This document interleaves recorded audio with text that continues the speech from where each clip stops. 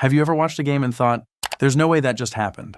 The impossible comeback, the controversial referee decision, the star player returning at the perfect moment, the underdog story that feels almost too perfect. At some point, many sports fans start asking the same question: are professional sports really pure competition anymore, or have they become something closer to entertainment? Today, we're diving into a controversial idea: why professional sports increasingly resemble scripted entertainment designed to keep audiences engaged for as long as possible. Now, before anyone gets angry, let's be clear, this video is not claiming that athletes aren't talented, it's not claiming every game is fixed, and it's not saying sports leagues secretly write entire scripts.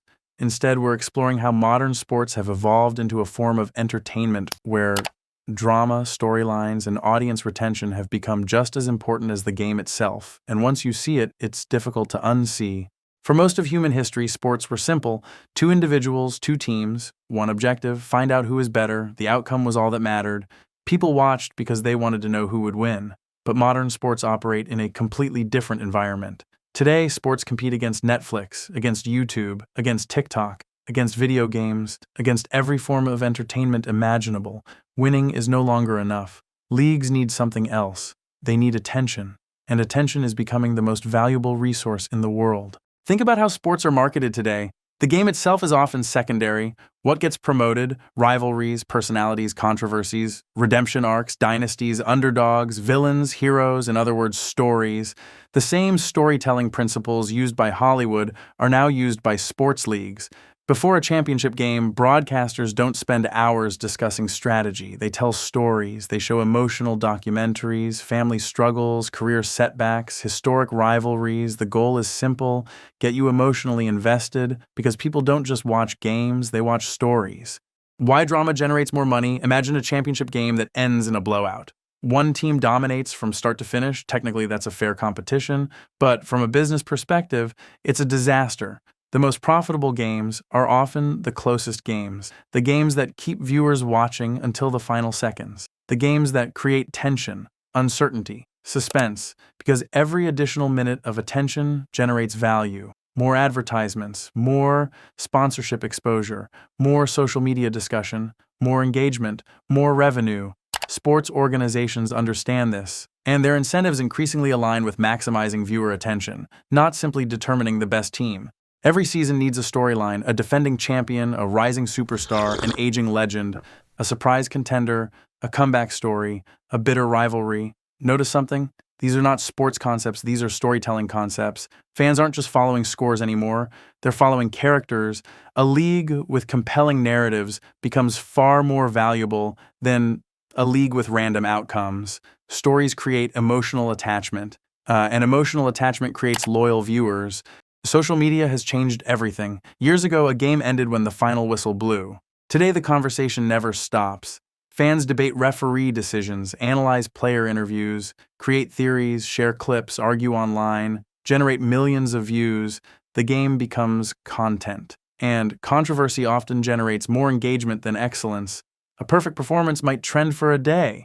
A controversial call can dominate discussions for weeks. Modern media rewards emotional reactions, and sports organizations know this. Many longtime fans say sports don't feel the same anymore, not because the athletes are worse.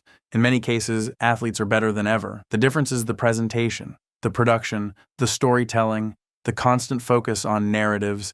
Sometimes it feels less like watching competition and more like watching a television series. Every season has a plot. Every superstar has a character arc. Every major event has a promotional campaign. The similarities are impossible to ignore. Not necessarily. There's a huge difference between scripting outcomes and scripting narratives. A reality television show may not control every event, but producers can influence what gets highlighted, what gets promoted, what gets discussed, what becomes the central story. Sports leagues can do something similar, even without controlling outcomes. The result is an entertainment product that feels increasingly story-driven. And for many fans, that creates the impression that everything is scripted.